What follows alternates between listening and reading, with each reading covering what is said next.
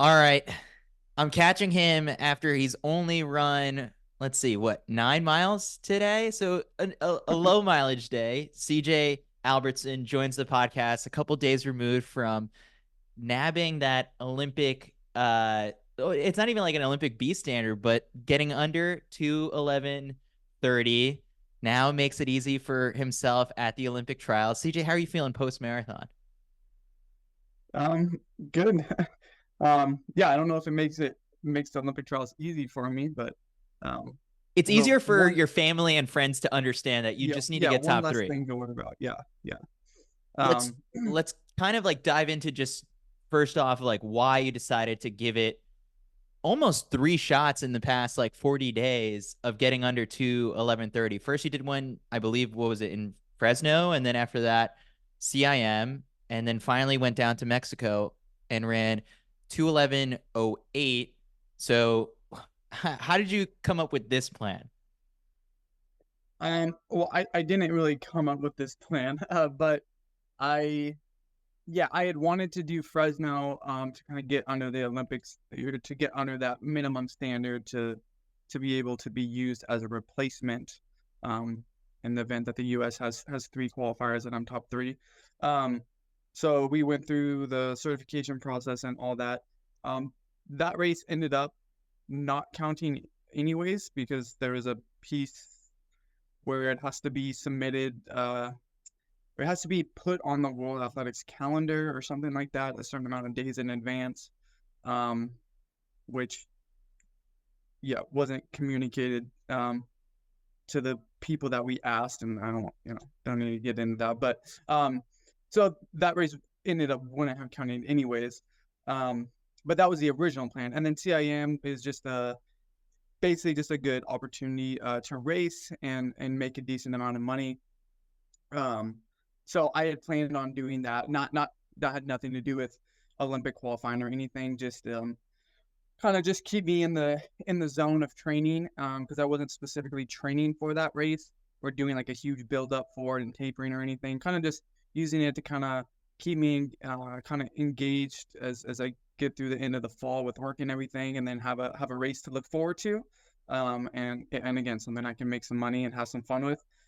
So yeah, that was that goal, and I accomplished that by winning, and it's fun to win and make money. And then Wednesday, I I was running on the treadmill with my heat lamps, starting to get prepared for Orlando.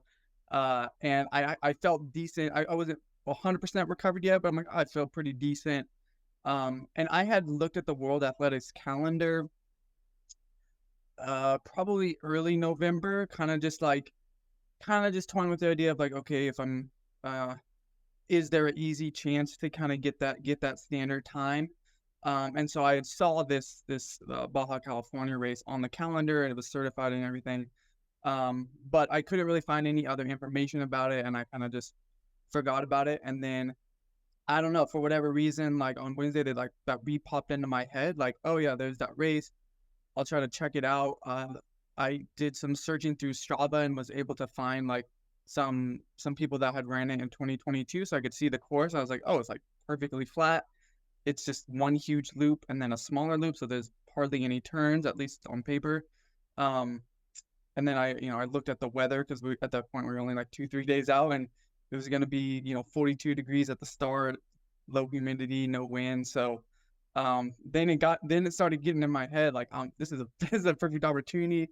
Mexicali is not that far. You just fly to San Diego. It's like an hour flight from Fresno, and then 2 hours driving. Um, so yeah, so then I couldn't. I was having trouble finding information on the race or where to sign up and all that. So I texted a guy that he hosts a race here in Fresno. He's also a high school coach here in the area. But he hosts a race where he'll bring people in from like some professional runners from Mexico. And I knew he had done some races there, so I just asked him if he had any contacts or get me connected with the race, and within like 30 minutes he did, and we were able to get a hold of like the race organizers, and they confirmed it was certified and I could run if I got there. So I just, yeah, basically set up the travel plans, And then basically all in a matter of like an hour, basically I decided like, oh, I guess I'm going to race this. Then that happened. Is it true you were at Foot Locker the day before running around on the course? Yeah. So my flight to San Diego got in at about 9:40. And the same guy, Jesus Campos, that was, he actually ended up deciding, he's like, oh, well, if you're going to race it, I'll race it too. So he had drove to San Diego. So he was picking me up from the airport to then go to the race. And I was like, well, the boys are going to start at 10, and Carter's racing. Carter Sprawling. He's a runner from our city. He goes to Clovis East High School, but so yeah, from Clovis. And I was like, I think the Foot Locker is basically on the way, and it's 10 minutes away. So if I run from my plane and hop in my car, like we could probably make it. So yeah, I did that. We got to the start line, like literally like as they were introducing the West boys, and then the gun went off, and so we got to watch the race. And I'd ran Foot Locker my senior year, but I haven't been back since, and I've never watched it like live. So yeah, it just worked out perfectly. Like the timing, we were just happened to be there, so like why not? Because when Mac and even Drew Hunter saw that you ran this marathon, they're like, there's no way. Like we just saw CJ on the course in San Diego. But no, the trip does, it all checks out. It makes sense. I will be with you on the sense of like finding any information about this race was crazy. I was like on, you know, I luckily like I'm fluent in Spanish. I could read Spanish websites and I couldn't find any sort of results or tracking link for a bit. It wasn't until like you posted your Strava and then I sent it to a couple people and you're like, what race is this? And like, was it an official race? And then you finally like put the screenshot up of the World Athletics profile. And I was like, oh, it was legit. So for you to Yeah, that's go, how I heard about it, was through World Athletics, because they have a master calendar of their approved events. So I was looking at all of them, and yeah, and it was on there, and so I like that. how did you mentally put yourself on that starting line, telling yourself, like, all right, 211, sub 211:30 is in the cards today? After just like, it's not, the race that you tapered for, really had any plans of going all out. And what are you feeling on that starting line? And then even midway through the race, like knowing it was within reach, I would have felt like the moment you slipped off the pace, it would be like, all right, like that's it. It's not happening today, but you got it done. Yeah, I mean, I've ran like obviously many many long runs, lots of marathons. I mean, going into that race, I would run between 2:10:23 and 2:11:49 officially 8 times. And I've done some 50Ks and stuff in training and stuff, but so like it's not something that I've never done before, and like I've done these efforts lots of times and done similar efforts in practice. So um yeah, it would, but I mean, I was CIM, does have good amount of hills, good amount of downhill, so I was sore coming off of that. By race day, I felt like I was feeling fine, but I've never, I also haven't done marathons back to back, especially after like a race like CIM. Um, but yeah, I don't know. I was fairly like calm. Like I felt like I could do it, obviously, or I wouldn't have made the trip. But I also knew it's like, okay, if things aren't going well, I can just step off and go home, and no one's even gonna know, because no one even knows I'm here. I think I told like my wife and my dad and my uncle and maybe one or two people that like I saw, like that I had come into contact with, that as I was leaving. So like, oh yeah, I'm going. But yeah, so it was just kind of like, let's take a shot and see what happens. I actually didn't feel that great. Like 4 or 5 miles in, my adductors were a little tight. My hamstrings started to feel kind of tight, like they're almost cramping in my calves, and I've cramped in like my hamstrings and calves at the end of marathons, and so it kind of felt similar to that feeling. And so I kind of got that thought like, oh shoot, maybe like I'm not, maybe I'm not like recovered. I'm like fatigued, and I'm only Oh, gonna make baby. another 2 miles. Yeah. But then I felt good. Like I kind of got through a few miles, started warming up, and by mile like 9 or 10, like I felt really good. And then even after we got through halfway, which normally around like 14, 15, you start to kind of like, oh man, this is a marathon. Like it's your energy levels deplete. You don't really feel good. Like I started feeling better. and I just was really locked into that kind of just sub 5 minute pace that I needed to run. And I had two guys with me, two Kenyan athletes that were, for the most part, just sitting on me. One guy made like a surge.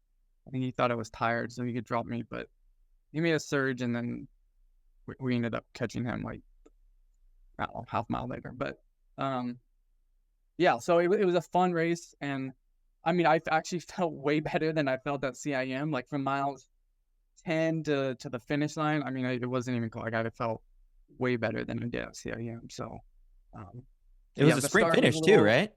What? Sprint finish? Yeah, we were together up until like maybe 500 or 600 to go, and I was planning on there was a turn about 200 meters to the finish. I was planning on getting around the turn and kicking, because at that point, around like 2 miles ago, I was kind of like a little bit nervous. Like I didn't know if I was feeling super great. Like I was just hoping, like I knew I was gonna hit the time, the 2:11:30 time. So I'm like, okay, just don't cramp, don't have anything bad happen, and like you're gonna get it done. But then the racing part, I was still kind of nervous because like I'm like I need to just finish. But then once I got to a mile to go, I didn't have any cramping feelings. And sometimes you feel this like kind of shaky, like your legs just like are wobbly. But I felt like strong. Like I was like, okay, I got like good pop. Like I feel like in control. So at that point, I knew I was gonna win because I was like, I'm pretty sure I can, drop like a sub 30 last 200, and he's not gonna do that. So then it was kind of just fun because I'm just like waiting until like the turn, but then I unintentionally dropped him earlier than that. I think the crowd picked up and maybe I got excited. I don't really know, but I don't remember surging, but he just kind of drifted off, and I was like, okay, I guess I'll just, now that I have a gap, I kind of got to go. So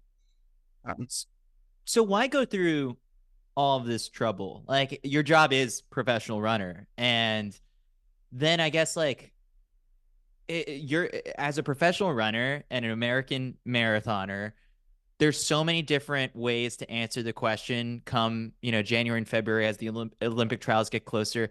If people know another pro American marathoner, it'd be like, oh, so what do you have to do to get to the Olympics? And the answer is not just finish in the top three for a lot of people. It's like, well, I have to finish in the top three and I have to run under 2:11:30. So for you, I guess like you made it just a little bit easier for yourself when you have to answer that question. So from your understanding of things right now, what does it take for you to get onto the Olympic team? It's top three, but then at the same time, like that third spot isn't guaranteed until May, right? Yeah. So going into the race, if I want it to be certain on like right when I cross the line, it's like, okay, I'm going, then it would have to be, I'd have to finish top two. Because right now the US has 2 spots for sure. Connor Mantz, Clayton Young have hit the Olympic standard. America has 2 spots. They can replace those spots however they choose to, as long as the person they replace it with has run under 2:11:30, which is, that's set by the Olympics, the minimum standard. The third spot, so from I think it's like January 30th to May 5th or 4th, 15 more spots will be opened up. So basically from 66th to 80th, and so then the United States will almost certainly unlock a third spot. So if I was third, I would be able to take that spot. It's not for certain because theoretically, they're like right now, I think Scott Fowle is 68th, somewhere there. Theoretically, 13 more guys could bump him and all the other Americans down. And yeah, and the trials, I don't know, could be really, really slow. So even though you get the bonus points for placing high in a national, because each race has different points. So you get points based on time, and then you get points based on the category of the race. So like the gold, like World Marathon Majors, gold label races, you get more points for finishing top, 5, top 10, even top 15. For the Olympic trials, it's a national one. So I believe it'll be a category B race and you'll get bonus points. But if it was super, super slow, even with your bonus points, maybe people wouldn't get enough points to improve their rankings. That's pretty low likely, but say all that happens and then somehow 13 more people from these countries, I don't know, it's kind of smaller countries that we're not looking at right now, like pass all of the other Americans, then then we'd only have 2. So there's a small chance, but it's pretty unlikely. Like right now, Fable has I think 1,169 points, and the 81st position is 1,119, or 1119, and so then there'd have to be, you'd have to go down to the 93rd position, like 13 more new guys, and the list doesn't even go down that far, so you can't even see what those points are. But basically, and 50 points is a lot. Actually, it's basically from like 213 to 210, or somewhere in that range, 212 high to like 210 low. So it's a big chunk of time, even though it seems like it's not that many points. It is significant. So I think it's a safe bet to say the U.S. will get 3 spots. So I have to be top 3. But I'd rather just win or be top 2. So right now we're in it. We're in Orlando training. From the looks of it on Strava, you're on the Peloton treadmill. I'm seeing you're logging all the classes.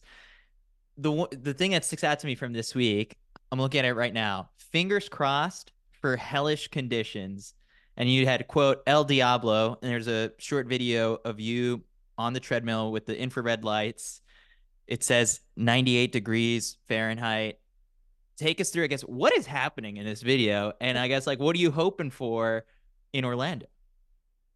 Well, the El Diablo thing was in that race, in the Mexico race.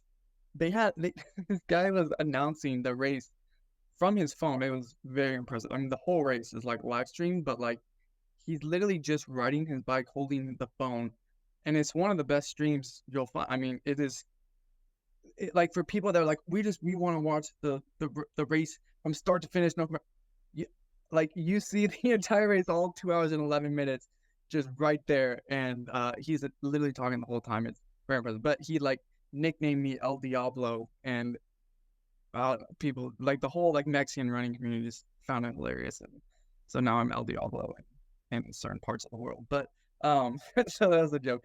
But yeah, basically I set up. I have 11 heat lamps, just like you'd buy for like chickens, like a chicken coop. And I just I hook them all up, and I have to put them on different circuits, or else I'll overdo. So I have to calculate some of the wattage and make sure I have them. I have 3 different circuits, so I have some extension cords going to different plugs around the house. But yeah, so then I just crank it up. I'm still trying to get the humidity higher, so I've been boiling water and like putting pots of boiling water in the room to like try to keep the humidity a little bit higher. But yeah, so that's just kind of my plan. I'm hoping to do like mainly normal runs like outside, in the mornings, and do a lot of my speed workouts like on land, but then to get at least like 1 run a day, and maybe a longer run midweek, like on the treadmill. So they moved the start time from noon to 10. Doesn't make that huge of a difference. Yeah, what were your sort of like impressions as everyone kind of was, taking to social media to voice their opinions? You're the type of guy, it strikes me, is just like, I'm going to prepare for whatever and the worst case scenario. And like, I'm looking at this now. It's like, this is preparing for the worst case scenario. But the whole entire time, were you thinking like, yeah, I don't care? Well, without the 2:11:30 time, it's a lot more worrying, I'll say, because if I'm, just like I run to 11:30 a lot, but it's not necessarily easy to where like if it's like 80 degrees and humid, like I mean there's a good possibility I don't run to 11:30. Like it's I mean, I'd like to think I'm just in this amazing shape and I can do that, in 100 degrees at altitude, but realistically, like I'm probably not, so yeah, I think there was a little bit of concern and a little bit of worry, which is why I spur of the moment drove to Mexico to run a race, because I was thinking about it, and I found myself looking at historical temperatures and dew points and even the LA results and other results of hot marathons, and I was like, I'm thinking about this kind of more than I want to, because I have this time in my head that I know I'm gonna have to run, and it was kind of unclear, because initially I thought if I'm in the top 80, like if I'm literally qualified for the Olympics, then if I'm top 3, I'm gonna go. But then I still don't know if that's true or not. Like, I still know, like, if I'm top 80, but I hadn't run the 2:11:30 time, if I'd be eligible. It's kind of confusing. But it seems like USATF is saying no, but I'm not really, I wasn't sure. I This don't know if sport, anyone's man. sure. Yeah. So I'm just like, I just need to run the time so I don't have this stress. And now that, I've run it and I feel, I don't have to worry about that part. It's like, well, now it's probably beneficial for me to have poor conditions or hotter weather. And other people are going to train for it. It's not like I'm going to be the only person doing this type of stuff. People are going to train and do the best that they can. Um, but I think my consistency, essentially running the same time every race, no matter if it goes out fast, if it goes out slower, if it's hilly like Atlanta, or if it's, whatever the race is, I kind of somehow always end up running around the same time. So um, some other people may be more affected, so it probably helps me.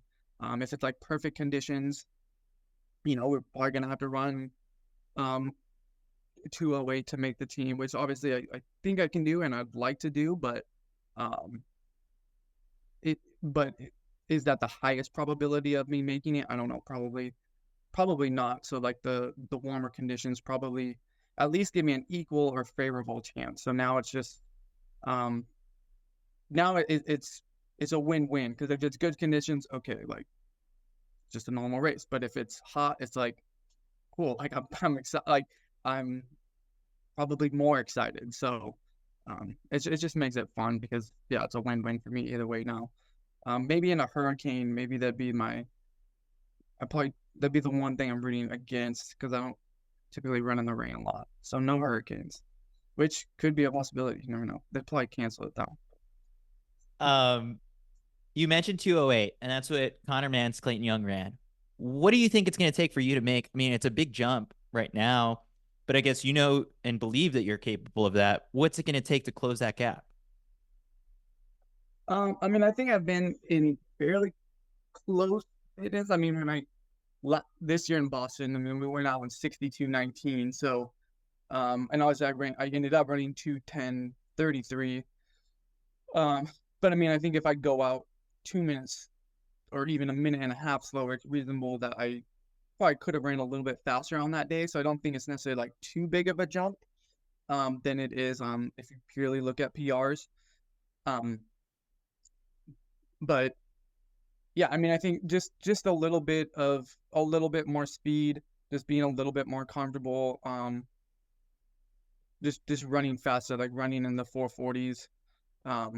But I mean, pace wise, it's not a huge difference. I mean, it's basically going running from like 458 average to like 453 average. When you look at 5 seconds a mile, you're like, that's not. When you look at that for a 5K, you're like, oh, I want to improve my 5K by 15 seconds. I mean, if you're a 13 flat guy, okay, like that's a lot. But like, for most people, like most college people right now, they're like, oh, I'm running a 14:10. I want to get down to 13:55. It's like, that's not crazy. Like, that's okay. We can do 5 seconds a mile, 1 second a lap, and that's really what it is, 1 second of 400. And so I think it's just getting a little bit of speed, having everything being finely tuned, and just racing consistently as well. I mean, like, I think I could realistically, when I'm in my best shape, click off 452s, 453s. It's when like in some races like Boston's like, well, we're clicking off some like miles in the 430s, and that's really giving me a lot of fatigue. But I don't think the trials will be like that. I mean, I won't be pushing the pace at 62 flat. I might be pushing the pace, but not at 62 flat. So Compared to 2020, do you feel your chances are better at making this team than the last go round? yeah, I mean, I'm going into 2020. I had run 2:13, and I think I could have run faster than that probably, but like but that was my PR, and so my body had never done it. Now I run 2:14 or faster 15 times, and I've run 2:11:49 or faster 9 times, and done some 50Ks and stuff. So like, I mean, I've just run so many marathons and raced so much and done so much training, and I probably improved a bit too, but it's just I'm not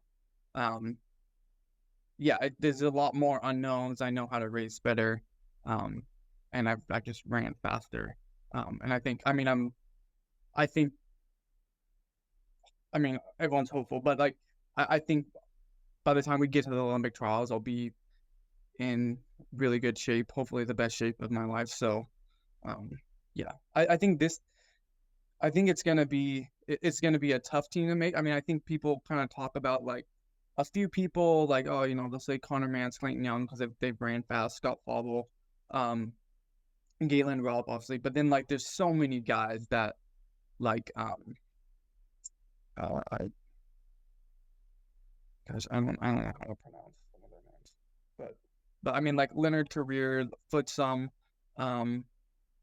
what's it, my I don't know, the Conan. guy that McCona, yeah. There's another one too. There's a lot of guys that have run like 209, 210, but they've run like really fast halves, or like they've gone out fast and it just didn't all quite come together. And there's probably like, 15 to 20 guys that could be 209 lows or faster, or guys that can close really fast because they've run, really fast races like in the like USATF circuits, like 15Ks to 30Ks. And so like there's a lot of people that like people aren't necessarily like, you don't necessarily hear about a lot, but like they're really good, and they're gonna, if they're in shape on that day, they're gonna be hard to beat. So I feel like there'll be a pretty big group that has contention and that can run, pretty fast. So yeah, it'll definitely be a tough team. But then at the same time, Connor Mantz and Leonard Career are the only I think Clayton Young did run 208 flat. I don't think he didn't break 208. No. So Career and Mantz and Rupp are the only guys that have broken 208, and two of those were 207 highs. So those don't seem unfathomable. Like when you're racing like Kelvin Kiptum, and it's like, well, he's run 2 flat. Realistically, unless he blows up, you don't have a shot. But when guys are like, okay, they're within your range, it's like, you have a very legitimate shot. So yeah, so I think I have a good shot, but it's also very competitive and a lot deeper than I think a lot of maybe casual fans don't realize. Like this is probably at least like a 20 deep person race. You maybe only hear maybe 5-7 names, but it's a lot deeper than that. I'm curious what you think. What do you think about Paul Chalimo? He might be making his debut, but like I think like Yeah. a seasoned marathoner like you probably thinks like it's tough to think you're gonna finish top 3 in your first ever one. Well, that's true, but those guys are also concerning to race against, because you know how talented they are, and how like fast they are, and like for someone like me that generally thinks the marathon isn't necessarily that hard, or as other people may view it, I'm like, well, man, if someone's run under 13 minutes for a 5K, like they can run 206 easy. Like there's no reason why, like, you just dedicate a season to doing some 25-mile long runs and you're going to run 206. Like I don't see how, in my mind, there's no way you don't do that. So yeah, obviously it doesn't go like that, and it probably is hard to make the team on your first shot, but like, yeah, he's a guy that's like, he's at least going to be there for 30K or pretty close to it. And then, after that, maybe there's some unknowns, but yeah, and I think there'll be a handful of guys that are similar, maybe not quite his caliber, but yeah, it's always, I always feel like those guys can do it and should do it because of the type of runner I am. Obviously, it is harder, and historically it does take some time, but I think also with shoes now, that learning curve is, or I don't know if it's a learning curve, but the times to get the marathon right has shortened, because your legs just don't get beat up as much, and so you can make that jump easier, I think. Okay, so that Kyle's written about this a couple times and kind of voiced his opinion about how we see it very clearly on the women's side of elite marathoning, where there were these track stars that could sustain a faster pace, and couple that with the shoe technology. Like that's why we see, 213s and 214s now a bit more common. It didn't quite hit on the men's side with Joshua Cheptegei in his debut. Like he struggled to a 208 in his first time around, but the trend potentially could be down the road that we have these people like Jakob Ingebrigtsen eventually when he debuts in the marathon, like that he's able to sustain this faster pace at 5K, the mile. You just have to be a really good miler and then eventually build that aerobic base to with the shoe technology that these marathon times are going to get faster. Do you kind of also view that trend happening? Like we're living in the now where you have sort of like the pre and post super shoe athletes still commingling, but we're going to have another step forward, I think. Yeah, I think, well, I don't think it's necessarily just the shoes, because I jumped straight into the marathon before the shoes, and I ran the first marathon I ever did. I did a marathon 2 weeks later, and ran. Actually, I was gonna do 3 races in a row. I was gonna do the Fresno Marathon, the Monterey Bay Half, and then the Bakersfield Marathon. The Monterey Bay Half got canceled, but I still ran like a 10-mile tempo with a sub 60-minute guy from Kenya. We just ran into each other, and I just started running with him, and then we were running like 450. I was like, oh my gosh. This is back in 2018, right?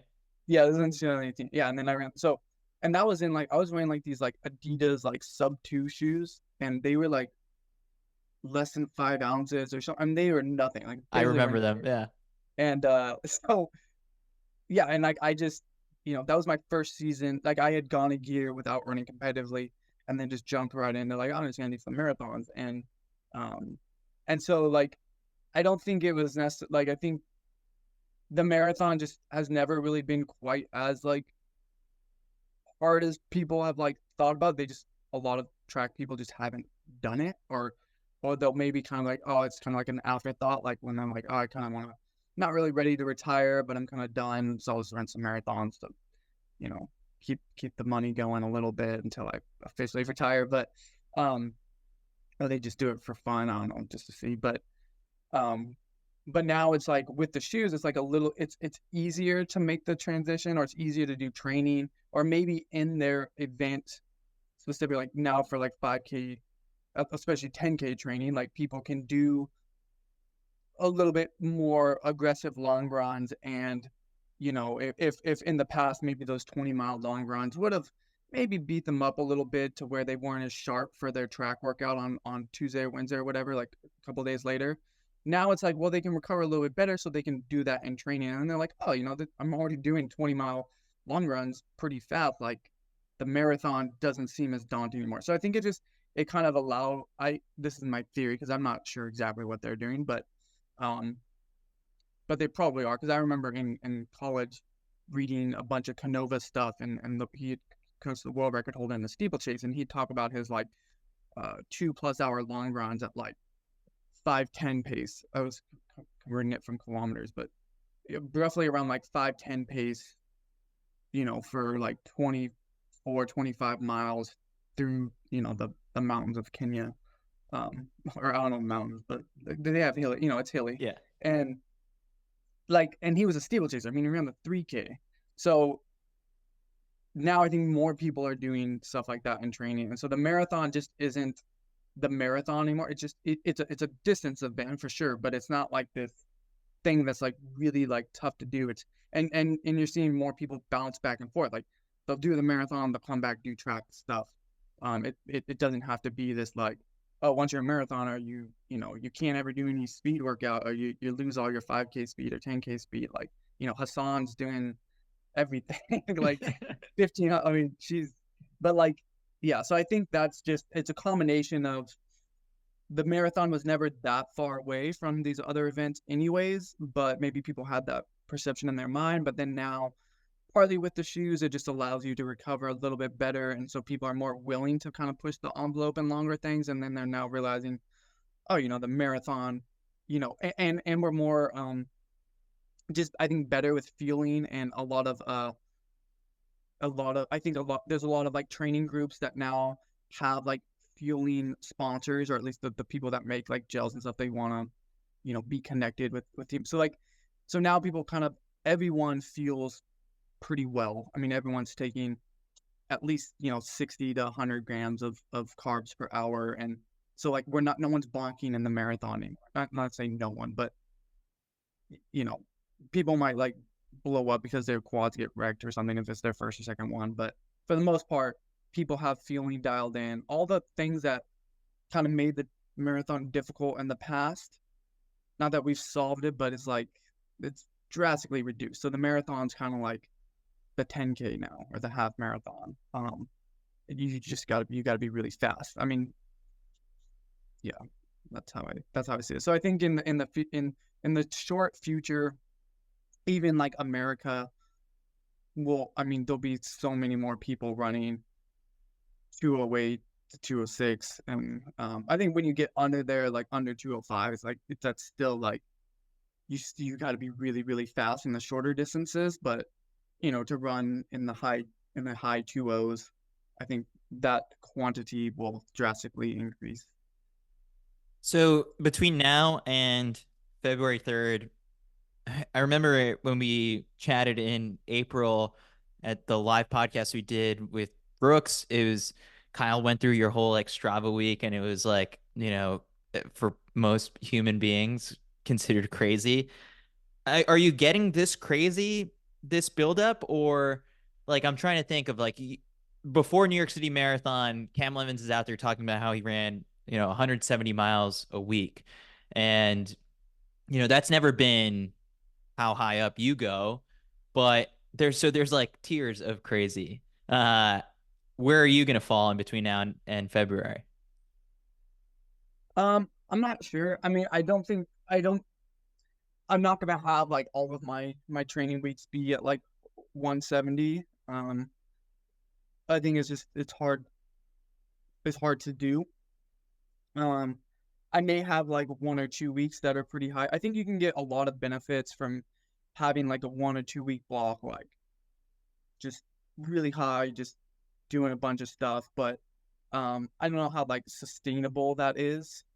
And also because like a big part of it is just getting faster, and so and having like lots of speed, and that will be because this is going to be a flat marathon, so you don't necessarily need to be like super iron strong, like Yeah, he was doing you a can lot of kind of hill get away work with and repeats and all that stuff. Yeah.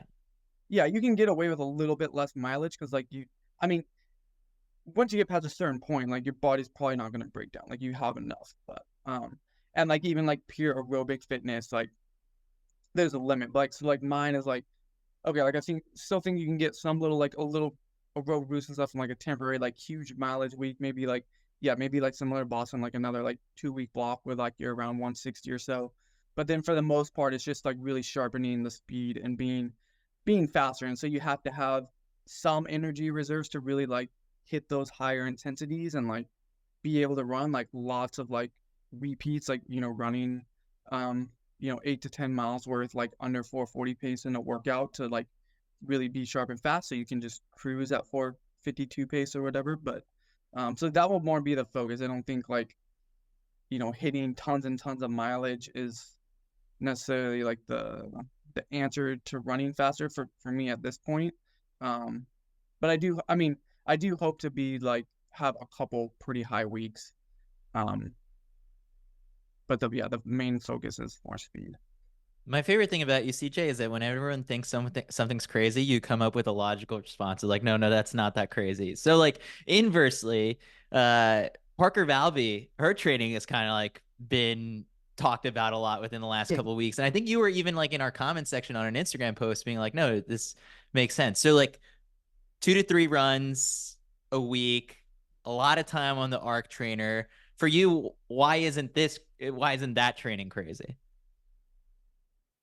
Well, she's running a 6K or a 5K on the track. So that training I don't think works for a marathon unless you're no, just obviously like, not. Yeah.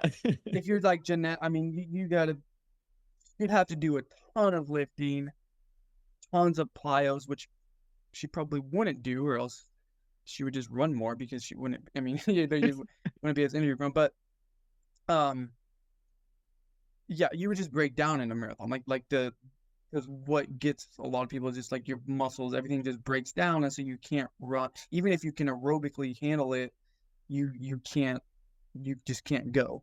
But for a 5K or 6K, that's not happening.